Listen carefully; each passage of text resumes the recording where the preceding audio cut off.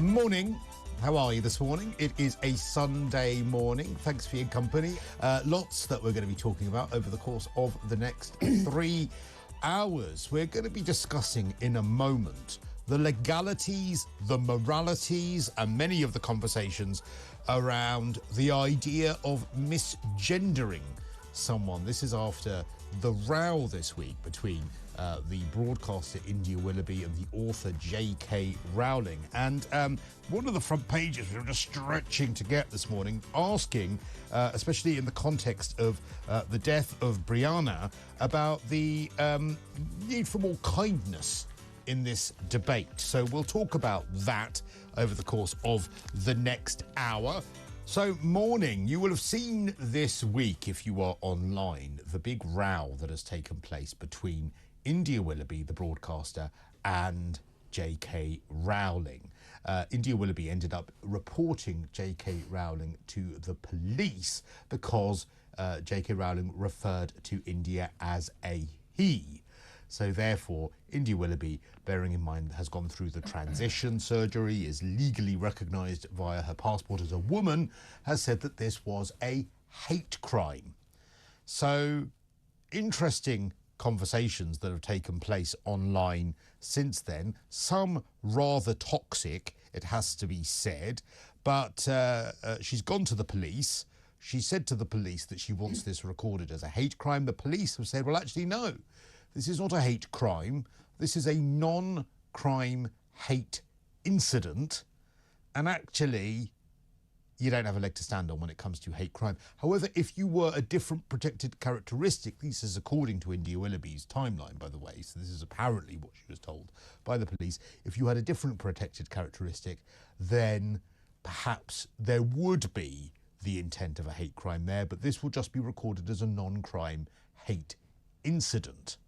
So, obviously, there's a conversation to be had about whether even that is appropriate, whether there has been a crime committed, but also whether the kindness in this debate has been lost. Should misgendering be a crime? Personally, I don't think so, but I do think it's unkind to misgender someone. You may have a different view. Front page of today's Mirror, Brianna legacy starts in schools. This is Brianna Gay. It's Gee, isn't it, is the way in which I think you pronounce the surname. Murder has inspired her mum to go on a mission to make children kinder. So this is obviously a relevant story. Well, in the studio, as always, she's here. It is Dr. Rede Hunderkamp. I know you will have a lot to say about this. I have a lot to say about this. Good morning. Morning.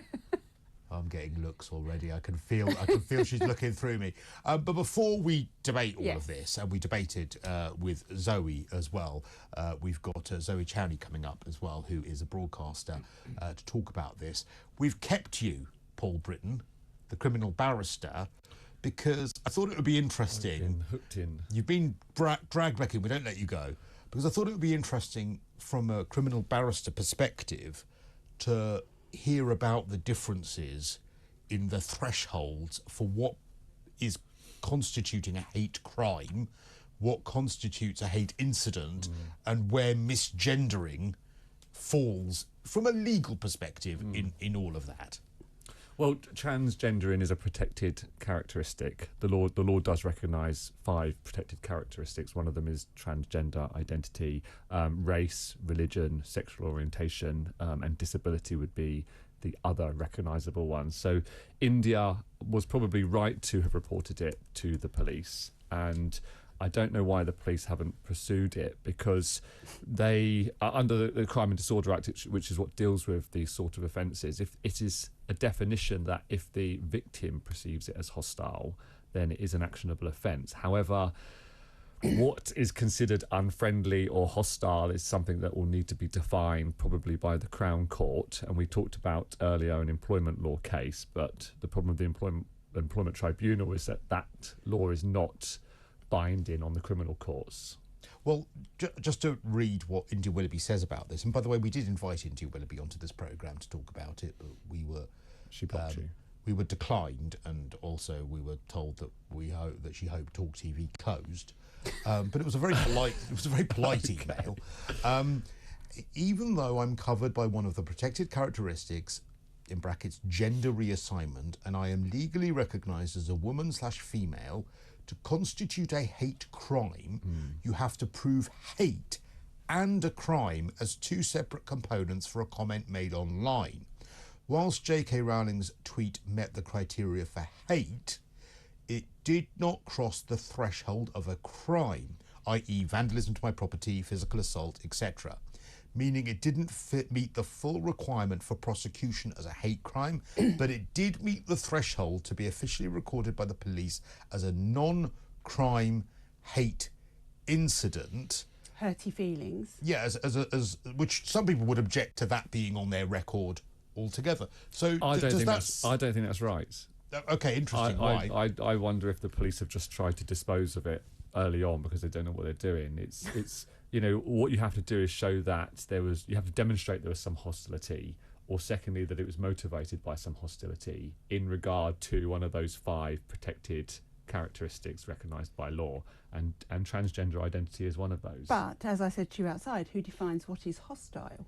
You know, what I feel as hostile. We're talking about feelings here. In this entire debate, we are always talking about feelings, and this is about hurty feelings. Well, the CPS have a definition, which is the Crown Prosecution Service, and it's any criminal offence which is perceived by the victim or any other person to be motivated by hostility or prejudice. Now, India is saying that she perceived it to be hostile, so that would satisfy the CPS's test. Hurty feelings. However, that's very different to how the judges would define it. And she also says later on in the thread, going on from here, UK law clearly needs to change because LGBT plus hate crime needs to be made as serious as offences which are race or religion related. So that implies from her tweet that there is a different threshold if something is said to you that is perceived to be hateful, if it's race or religion related, than if it is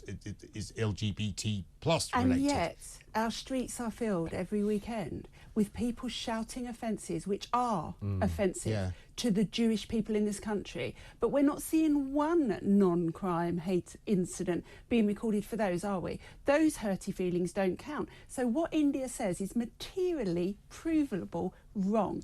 People of religion are not being treated with a lower threshold than she is. But is there anything legally in what she's saying, or there is? Are they all equal? India has a very good point, and it would be a very good case to bring. The police. I think Renee has a good point as well, that it's not being implemented. But go on. But what is so when we talk about transgender identity, is mispronouncing someone, is that the hate crime? Is that the offence? Because that is what JK has done. Lots of people have. She has used he and him instead of she and her. I don't know if it therefore follows, and this is why this sort of case needs to be a test case at some point to determine what we are going to perceive as hate crimes. Could you make an offer to India to bring a test case against JK? If India wants to fund a private prosecution, and absolutely the firm does that, so we could bring it, but I'm sure JK will defend it vigorously. But that is interesting. So is it that there is a lower threshold for race or religion? No, or is it that it's just easier to prove race or religion? Sometimes I think it's understanding. I mean, race has been around for a long time, religion has been around for a long time. Transgender identity is a very new concept. Well, no, it isn't, is it? Because we've had we've had transvestites for centuries. We always have. I think. But when it changed to transgender, I think that's when it became different. Yeah. Because I think that you're right. It used to be a little bit more clearly defined. If you were a transvestite, you probably cross-dressed. If you were transsexual, you had gone through surgery, and those were the kinds of differences that were perceived. But we've been talking about race and religion for 30, 40 years. Transgender, it's been, 10, 15 years? It's been, and I accept that there have been people that have identified like that in the past, but has the media been talking about it? But no. Also, I think it's important to point out that in the law, the protected characteristic of transgenderism actually states somebody who has embarked on gender reassignment.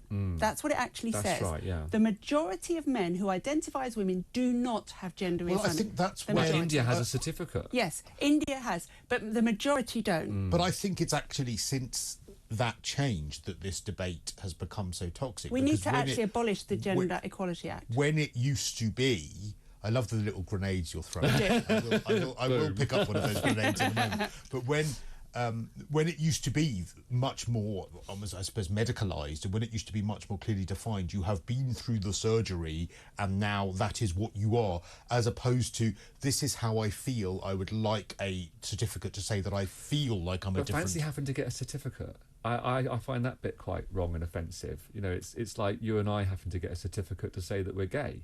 It's just, it's mad. Yeah, it's not the same. The issue is, though, that because of where there is the gay situation, which is different, by me or you being gay, there is no conflict of rights on anyone Absolutely. else. Whereas the difference with someone's... Well, there is, because people can't use certain type of language with us that we find offensive or hostile. They can't swear at us and call us a faggot or whatever. No, but that's no different to not being able to call a person of colour something offensive. It's still not inflicting on my right to be in a space with only other women. But it impacts on the rights of employers. They can't discriminate against us because of our sexual orientation. Yeah, okay. Well, that's perhaps a fair point, but it's a point about equality. Whereas I think the difference with the gender debate, when it used to be about transsexuality as opposed to transgender, is that you have... Well, there are 5 areas, I think, which I've spoken to you about off-air, where I think that there are conflicts of rights. But one of them, the most probably prevalent one, is that it means that someone who has still the sexual organs of a man can enter a female safe space by the mere fact that they say that they are that's very of different, a different yeah. gender. Now, that's a different right being infringed on someone else than me or you being gay and living our lives and having the legal rights that anyone else would have. Say that again? Because we'll still use the male toilets. Yeah. But I think it extends even further than there. And coming back to your point, when you are talking about something that has a material medical effect on somebody's body, so be that surgery or be it drugs or hormones, it's very, very different to words. It's very different because you're starting to go into territory where we are using other people, surgeons, the NHS, the whole system around that, to medically change someone's body to try and allow them to say they are something that they will never be biologically. And so it's a very different thing to just words. Well, they'll never be under the microscope, but you know, on the outwardly they can be. I think India makes very good. Well, outwardly you can do that without any of these things. Yeah, but I mean that's where you and I differ, because I think that I think misgendering should be a hate crime, unless it's in probably quite extreme circumstances. No. Probably not. I mean, if you're doing it, if we're taking the threshold that India herself spoke about, if I'm coming up and assaulting you... But it's Orwellian, isn't it? You will discard the truth. Well, hang on, I haven't finished yet. If I come up and assault someone and then misgender them whilst I'm doing it, that is an aggravated crime. But surely the crime is the assault. You don't assault anyone. No, because it's about the motivation behind the crime. Like planning would be, if you planned a murder, that's an aggravated feature. An assault is a crime. But then by that logic, I could say then that I would come and assault you, partly because you're a woman and because I want to assault you. So what? You've assaulted me. There's the crime. But it's aggravated because he's misogynistic and he hates women. Because there's an extra element to that crime of my misogyny. In his head. That's how I say it. It's not every crime by a man against a woman driven by misogyny. Well, it depends, I think, on the intent. Probably not. Well, of course it is. A physical crime. Women? Well, so when a man rapes, assaults, punches, that's not driven by misogyny? Yes, that is, absolutely. But if I defraud you, that's not necessarily driven by misogyny. But that's not assault. But if he says I'm robbing you, assault was just the example. But sorry, we're doing 2 against 1. But the Oh, I don't care. You're taking 10 against 1. I'll switch sides in a minute. So. But anyway, I don't believe in general day-to-day life it should be a hate crime. But I do think it's incredibly unkind.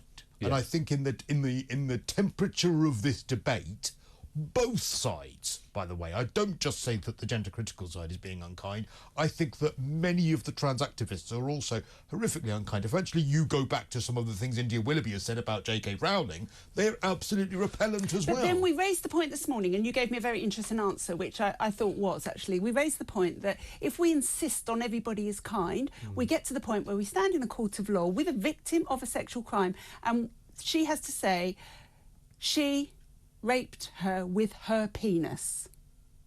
And I think you've lost the right then for that kindness if you do something like that. So yeah, but I think just mispronouncing someone, or that, you know, the other one is the dead naming when you use their previous name, on its own can't be capable of an offence, because what your intention needs to be hostile. So, and that's difficult so to quite prove as well. often, you know, I might come across men, for example, boys, he and him, and they're they and them, so they want to be a they and a them, but I might accidentally say he or him.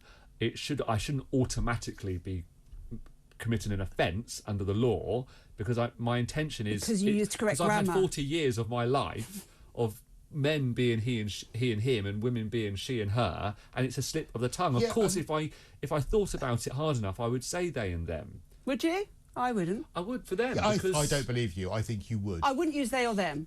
Would you not? It's a nonsense. It's a nonsense. I thought that you But would. even if someone says to you, can you just not say, what does it matter to you? I can understand what does it matter to you? you? It's grammatically a nonsense in the English language. Okay. It's but the English language has changed. No, people would like it to change. Yeah.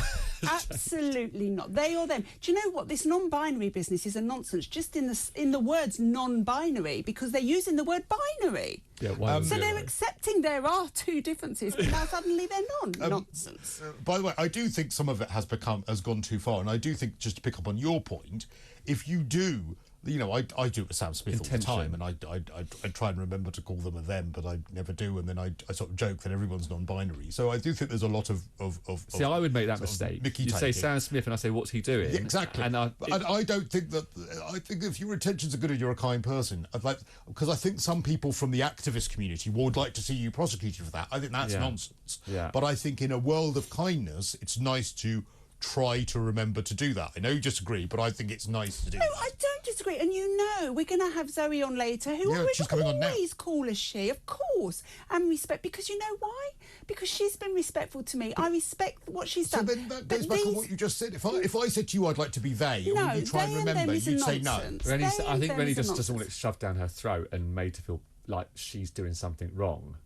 Which I agree with. Yes, but I also think that we're moving into territory, they and them. Soon you're going to be saying to me that I must call someone a cat, because that's what they want. No, I don't. There has to be a line somewhere. But it's a good point. It could be a slippery slope. It could be a slippery slope. We've got to get to a break. Stop. It is, though, isn't it? Thank you for explaining the legality around that. When we come back, we'll talk to Zoe Chowney, who is a broadcaster, and discuss this story and whether there should be any kind of punishment next on TalkTV.